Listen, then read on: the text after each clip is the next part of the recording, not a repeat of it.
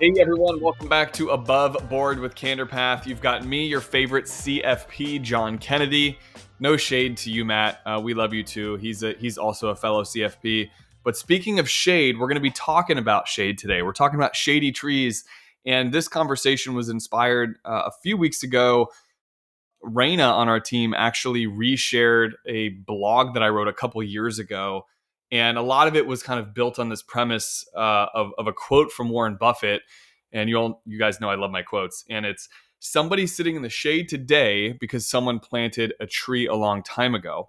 So I started thinking, gosh, it'd be good to make a podcast around this, especially for a solo one for myself. And then I heard riches, which is about your sphere of power and influence. And so I'm like, okay, this was my sign, both from Raina and then from Rich, to have this conversation with everybody today. And I guess if you think about planting a tree, obviously just inevitably it's going to take root, it's going to grow over time. In fact, really you don't have to do a whole lot to support its growth, do you? I mean, really it's the air, the sun, the water, it's kind of all that it needs.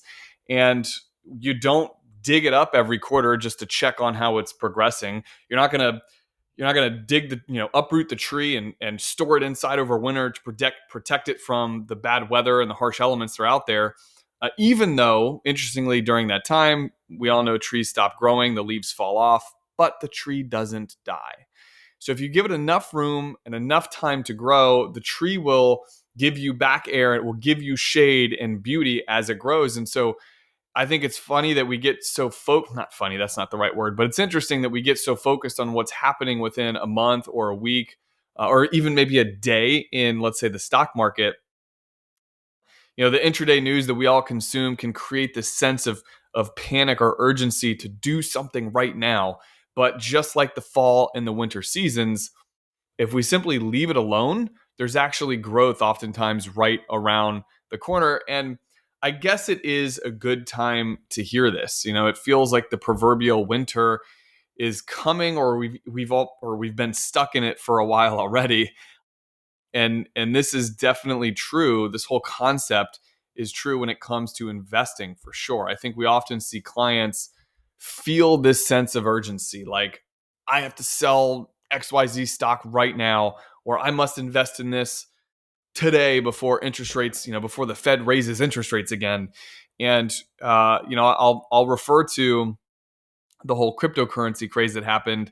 And of course, for compliance reasons, I'm not going to go deep into recommendations or thoughts, but I will refer back to that because I think anybody listening to this remembers over the last several years, the rise in media attention of cryptocurrency, and we saw a lot of people abandoning their strategy to invest in cryptocurrency because that was going to be the next big thing. Now, I'm not saying clients necessarily, and I'm certainly not here to be the judge and the jury on this situation, but I can confidently say that too much of anything is not a good thing. And that goes for diversification as well. We don't put all of our eggs in one basket. You've heard Matt and I say this 1,000 times over.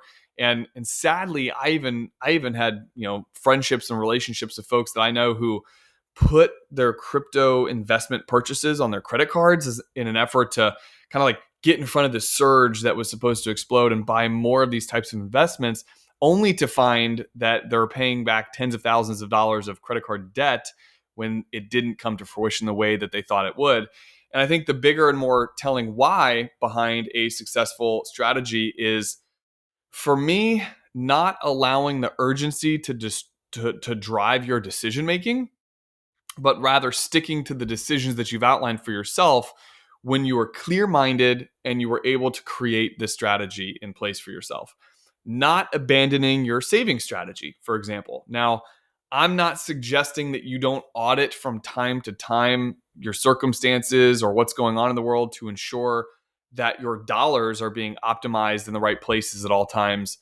But making a course correction out of scarcity or out of a perceived level of urgency is different than making a course correction because something is not flat out working. So you might be thinking to yourself as you're listening to this, like, how do I tell the difference? That's all great, John, but how do I tell the difference between a proper course correction and just abandoning the strategy because I'm operating out of scarcity? Well, I'd like to consider or frame it with two different ways to look at this. I think the first one is straight up asking yourself, am I operating my decisions out of scarcity? So, for example, am I afraid that I won't have enough in retirement and therefore I need to take bigger risks with my investments? Well, do you actually know if that's true or not? Something as simple as like a simple online financial calculator, and yes, we run complex retirement calculations too, but just an online calculator can help you better understand, are you operating with this assumption of running out of money for no reason? Maybe the math is there and it does support, where you think and when you're going to retire, and you're doing all the right things already, and you're scared because you don't know. And I can actually remember, I'm changing the course of this conversation a little bit, but I can remember operating out of a scarcity mindset when it came to Matt and I starting Canterpath. Is this a good idea? Is the grass greener? Will I fail? I was certainly told by a lot of people that we would, and the list goes on. And I deferred that decision. Matt and I both defer that decision in our careers for probably longer than we should have or needed to, because of being afraid and because of this idea of scarcity. And I guess it's kind of funny that once you start doing these things that you think you aren't capable of, you create a new baseline, like you gap up to a new baseline, and you find out that, wow, not only are you in fact capable of it, you're probably capable of even more. So again, first question, am I operating my decisions out of scarcity? I think the second one is, am I placing an emphasis on what I can be doing and what I have control over, or am I worrying about the things that I cannot control? Now, this jives really well with last week's podcast. If you listen to it with Rich about your sphere of power, it is so easy for us to go negative sometimes on the things that happen to us, but it's really important not to stay there for long. So during COVID is another great reminder of this happening.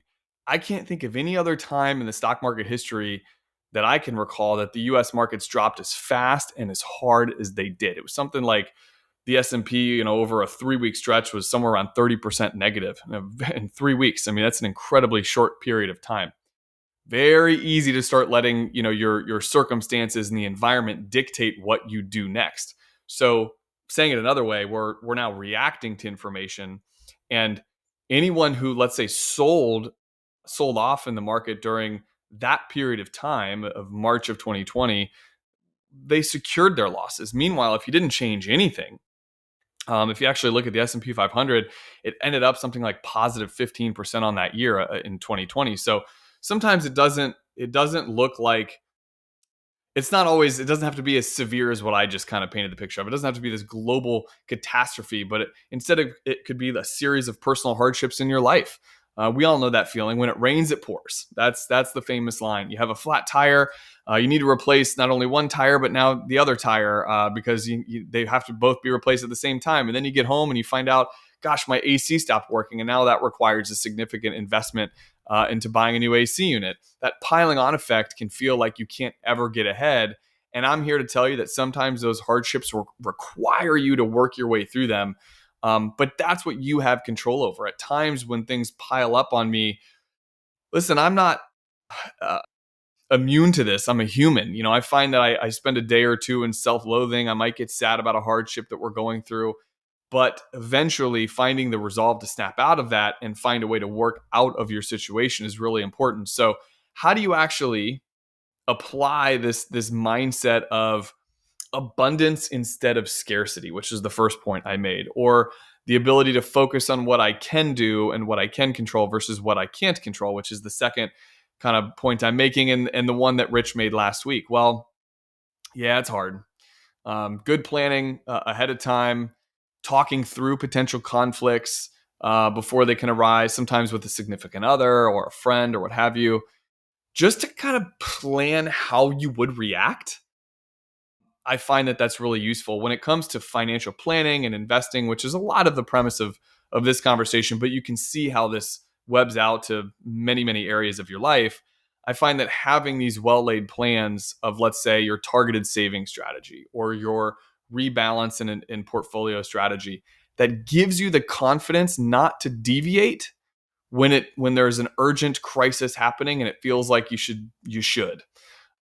it seems that as I said, I really feel like this metaphor can apply to growth in so many other areas besides just investing in your financial future. I mean, think about, we talk about our kids a lot on the show, investing in your children, right? Taking the time to invest our energy into growing them and building them, reading to my kids, teaching them, letting them learn from their own mistakes. My goodness, that is like the hardest thing for me to do, is watching them struggle, knowing that I could come in and fix it really easily, but that would actually be worse for them in the long run than letting them figure things out on their own. So, for me so far, that's been, one of the hardest parts about being a parent. Or, maybe it looks like investing in your own mental health, taking the time to plant. For me, looks like exercising, meditating, eating healthy. And then the shade that comes later is how I feel when I do those things. And when I'm not doing those things, I'm definitely not my best self. And that's it. Mental health and fitness, those are actually great examples, because you can start to feel those rewards almost immediately. Like you have a good workout, you feel the endorphins immediately. Investing for the long term is so much harder, because that takes so many years of compounding interest and discipline and hard work to get to that point. And so anyway, I guess I could go on and on about this, but I think my this is kind of like my positive obsessions podcast from a couple of months ago. My goal is not to preach at you, but to help at least give you perspective of patience, or to add on to what Rich talked about last week with your sphere of power. Focusing on what you do and how you react is ultimately what matters, not the things that happen to you. If you do the work on the front end, you set the wheels in motion, all you're doing after that is providing the proper sun and the proper water. You're not having to uproot this proverbial tree every time the latest investment fad comes out. In fact, you'll have even more confidence in yourself and in the decisions that you made, that you set forth, not to deviate off track from your plan.